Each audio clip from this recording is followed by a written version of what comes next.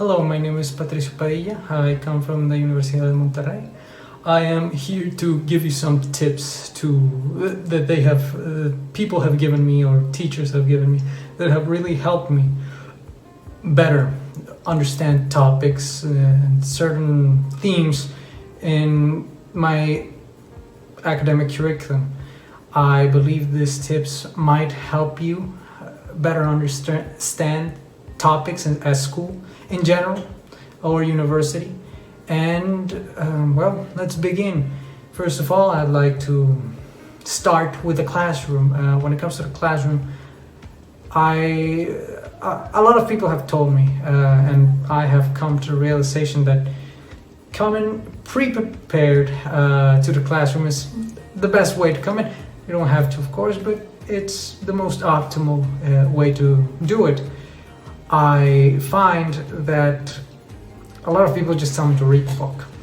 I don't like that. It is a little bit too much clutter, and at first you're not going to truly understand it until the teacher really shows you how to understand it.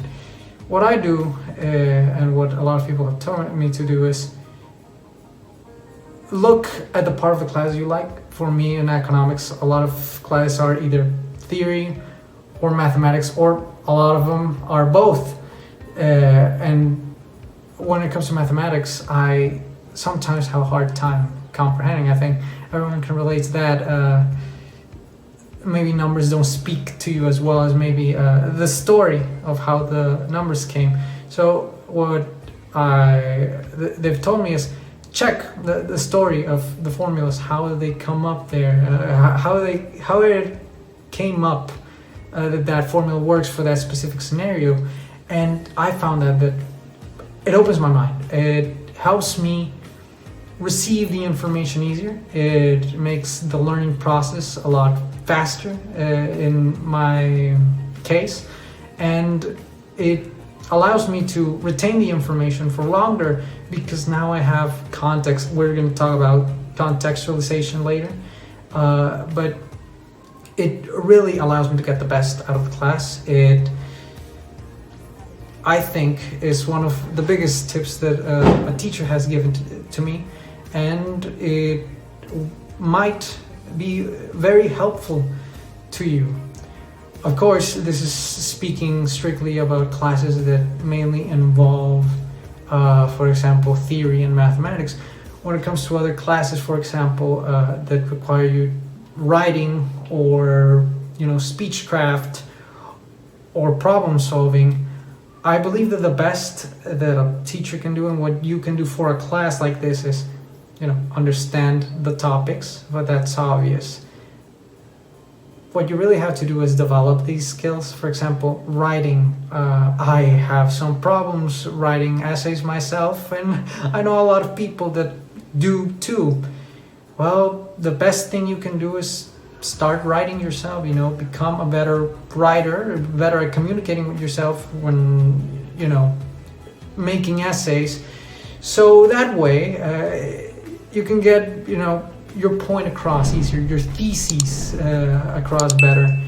When it comes to speechcraft, I, for many years, had a lot of problems speaking in public, and when classes required me to speak in front of the classroom, I kind of shut down sometimes. So I recommend, the only way you can get better at those classes is to practice speechcraft. And how do you do that? Well, you speak to your friends about the topics of class, your colleagues, the people that know the topics that are being talked about.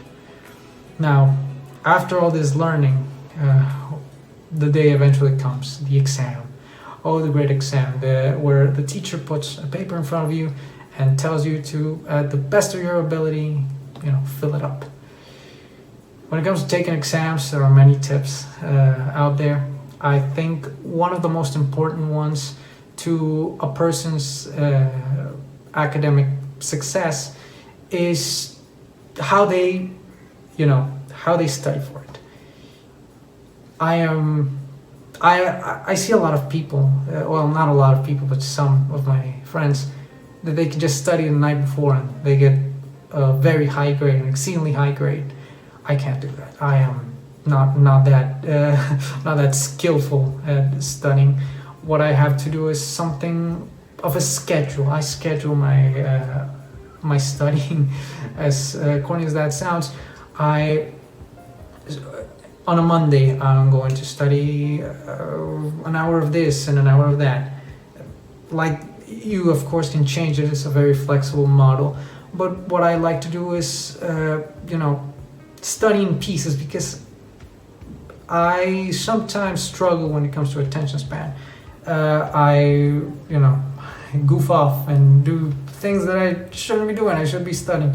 So I make the study sections 45 minutes, an hour, so I can study, retain the information. Also, studies show that you only have a certain attention span, and then all studying just kind of marginally the knowledge you get marginally gets worse. So like at 45 minutes, an hour, and you do this throughout the week. Of course, you have to schedule yourself for a week before or 2 weeks before, and at the last day, when the next day the exam is coming up, you do a review. You do the exercises that your teacher told you. You redo the exercises. You in your head, you can make your own exercise. While you're studying, make sure you write questions, and the final day, make sure that you can answer them, of course. And I feel this really helps, because it allows you to get a lot of knowledge. And maybe for people that can't just stick to a book 24/7, because I know I can't, it's too much for me, I believe that it can be very, very helpful. And in general, I think if you're not one of those people that can just study one night before, I think you can find some benefit off of that. Now, what happens after the exam? You get the results. Of course, when you get a good result, you're happy. You're very happy that you got that result. And, it's just another victory in the book, However, when you don't get that result, when you don't get that great result, you studied very hard, but still you got a 40%. Oh, that hurts. That stings a lot, especially in the ego. You can't believe your eyes. You're awestruck. You did everything you could, and still you failed. Well, this has happened to me a couple of times. Of course, it happens to every student, I think. You try your best, but at the end of the line, you just couldn't make it. Well, your feelings, mine sometimes, are very negative. You feel worthless. You don't feel like you can understand the topic anymore. You're sad. All of these feelings are completely valid and completely normal. Of course, if you don't have them, well, that's outside the norm, but they're normal to have. Do know that. Don't feel bad for feeling bad after getting a negative score at your exams. How do you fix this? Because after all these negative emotions, of course, you have a certain mindset, a closed mindset now. That, because your ego is hurt mainly, but also because, you're seeing your score and it's kind of bad. So how do I fix it? Well, what you should do is wonder to yourself, why? First of all, you check what you got wrong. So that's the why. You revise the things that your teacher marked as incorrect, and then reflect on these. It doesn't have to be immediate. It can be over a couple of days. Calm down, of course. You have to look at this logically. You can't just emotions cloud your vision. So take a break, relax, look at the exam a day or two after the results. Check what you got wrong.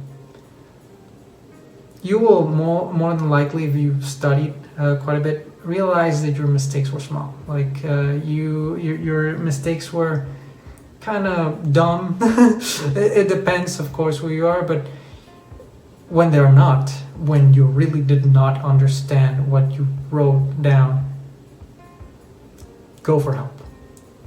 Whether it be your friends, which don't feel embarrassed asking your friends. They're your friends. They would be probably more than happy to help you. Go with the teachers. They will be more than glad to answer all of your qualms. Don't keep to yourself. Try to ask other people that know better than you, because that's how you learn. Truly, that is how you learn and improve for the next exam or the final exam, where you need to redo the problems that you got wrong. So that I think is a very good mindset to have when you get a result that maybe got a little lower than you expected. Just calm down, look at it logically, and reason it yourself, and then go with your friends or go with the professor. Now, let's change a little bit the topic. To get those results, I do have a little bit of, some tips to maybe up some of your scores. Of course, it won't work for everyone, but I believe that when it comes to maybe habits that you can change or that you can easily do. For example, I have learned, and it's a little bit of a step up from what I said before about theory and revising what you like and not, contextualize. Contextualize what you're learning. For example, when it comes to theory that maybe I don't understand, or in, again, mathematics that I don't understand, that I want to learn the theory, always check, for example, if it's a very old theory of 1940, check background, check what people thought of that theory, check how it came to be, check documentaries, check articles of the time. It can be very fun to visit the past as it was and what people thought of it, how the things were brought up and why they were brought up. It is extremely interesting, and I think it really opens your mind and helps you more easily understand topics. And in general, it leads to, better grades because you understand it a little bit better. Now, this also of understanding and how another tip that I want to give you, it has to do a lot with social life, with managing your social life. This tip has to do. I am a pretty social person. I like talking to people. I don't like to be alone in a room studying. So I brought it upon myself to find a way to, socialize with people and study at the same time. How I did this is pretty simple. Just go get your friend group and tell them either by Zoom, or if you can, of course, if it's safe, tell them to get together and let's have a study session, let's have a little study session of whatever you want, the topic. Of course, bring friends, bring your colleagues more than anything that are very friendly with you, because you can't talk about, let's say, engineering with a biology student or a medicine student. They need to be in the same category as you. So for example, let's say you're doing statistics problems.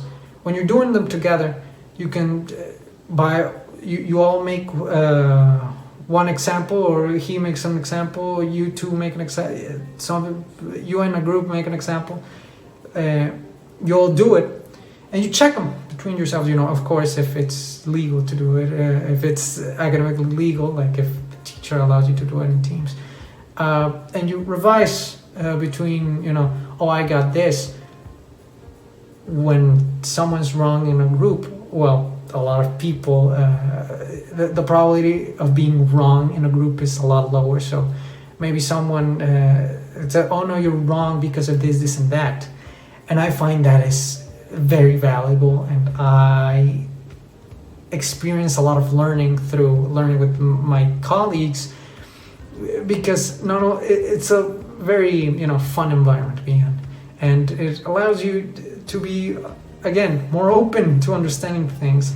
If you're studying theory, which is a little bit different, joke around with the theory, make memories about the theory with your friends, and that way, the memories that you're making with your friends, they'll stay longer with you.